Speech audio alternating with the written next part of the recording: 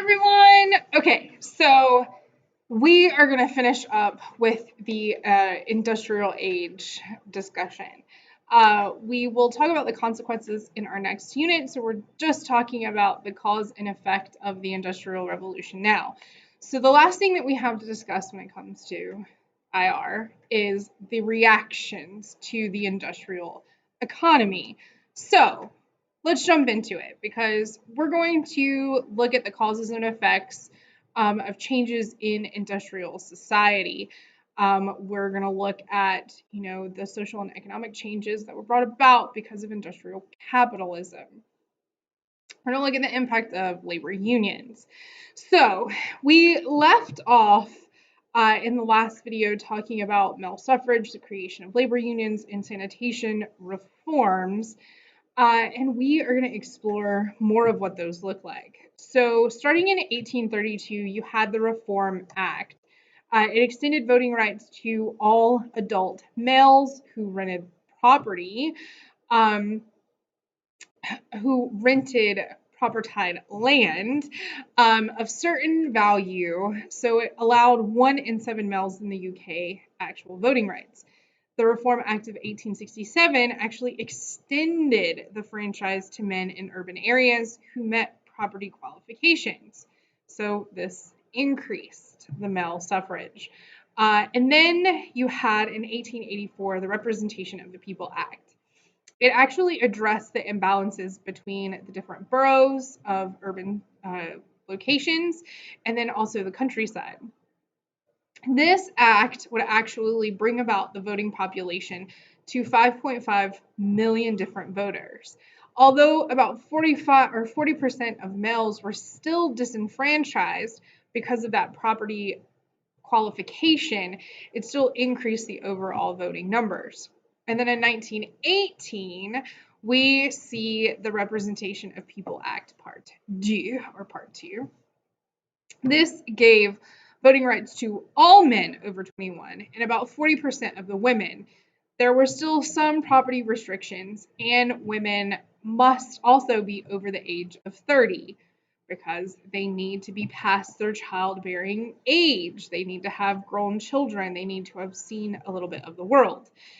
And then in 1928, you officially have universal suffrage for all men and women over 21, and there were no property restrictions whatsoever. It's also interesting to think about here in the United States, we have anybody over the age of 18 can vote, whereas in the United Kingdom during this time it was 21. Then you also have the amendments here in the United States. So in 1870, the 15th Amendment basically said that the United States could not deny any U.S. citizen or a state could not deny anybody the right to vote based on race, color, or previous condition of servitude.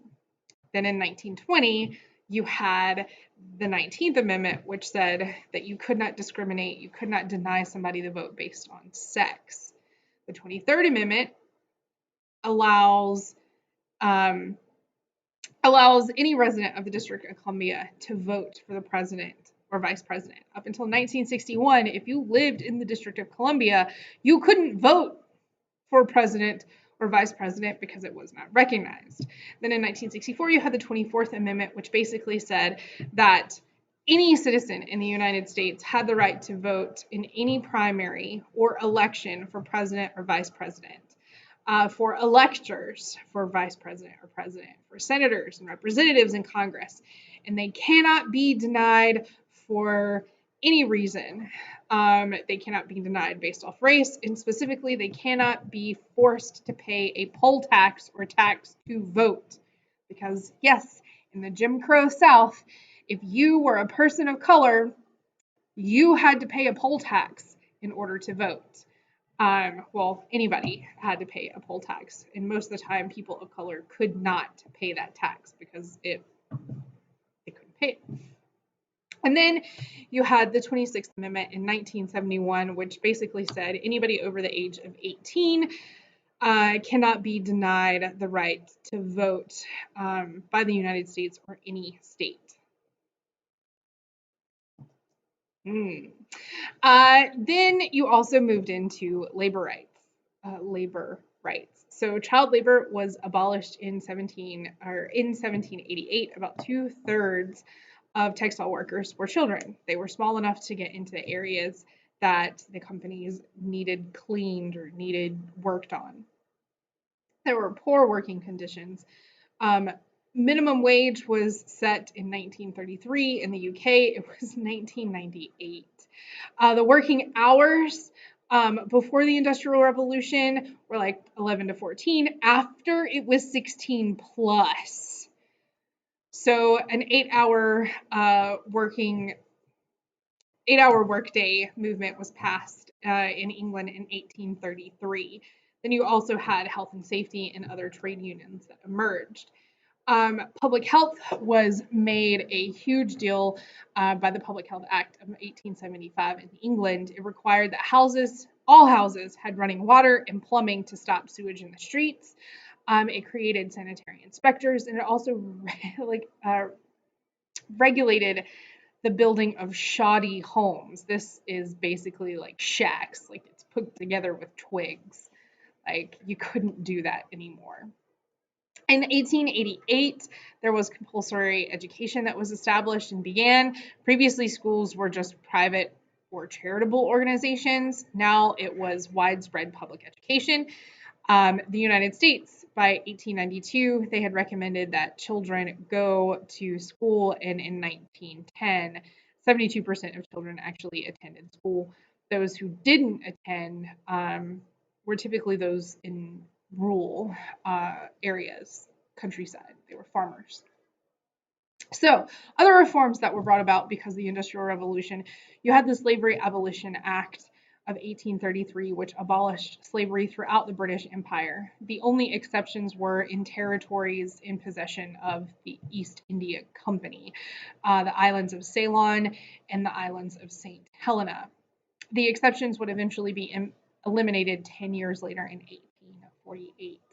And the act was actually repealed in 1998 as a part of a wider rationalization of English statute law, but later the anti slavery legislation remains reinforced. So even though the act itself was repealed, they still practice the anti slavery laws. So this is kind of the timeline of slavery, where slavery ended and the abolition of slavery happened. So in 1807, Britain actually passes the Abolition of the Slave Trade Act. This outlawed British Atlantic slave trade. In the United States, actually passes legislation banning the slave trade, effective from the start of 1808.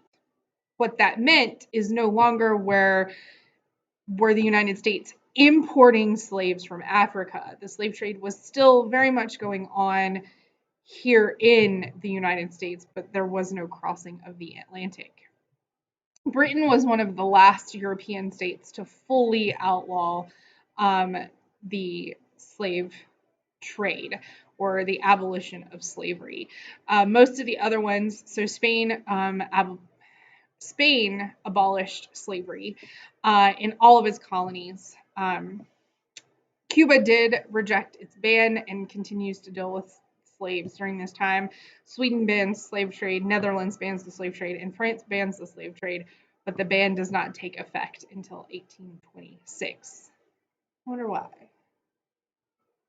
Anyway, so plantation owners in the West Indies, even after the British pass the Abolition of Slavery Act, plantation owners in the West Indies receive 20 million pounds in compensation for, ending the slave trade. Great Britain and Spain actually sign a treaty prohibiting the slave trade, period. So kudos to Spain. In 1862, that's when Abraham Lincoln in the United States would give the Emancipation Proclamation, basically that outlawed slavery in the states that are rebelling. It did not end slavery in all of the other states, just the southern states. It wasn't until the 13th Amendment of the Constitution was passed in 1865 that slavery was 100% totally banned in the United States. and then you would have several of the other countries around us. So Cuba and Brazil would abolish slavery. In 1926, the League of Nations adopt a slavery convention that 100% abolished slavery across the world. Of course, the League of Nations didn't stick around for very long. So in 1948, the United Nations General Assembly adopts what's called the Universal Declaration of Human Rights. And an article that is in that declaration states, no one shall be held in slavery or servitude.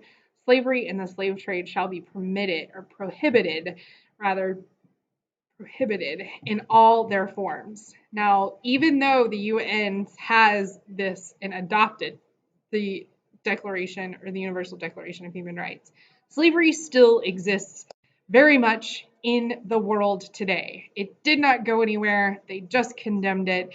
There are still countries that practice it, unfortunately. But in the developed world, we do not see slavery in use. There are arguably other forms of slavery, but chattel slavery is no longer used. And so that's the ultimate reaction of the Industrial Revolution, is that slavery was 100%, eventually 100% banned in all of the industrialized and developed countries.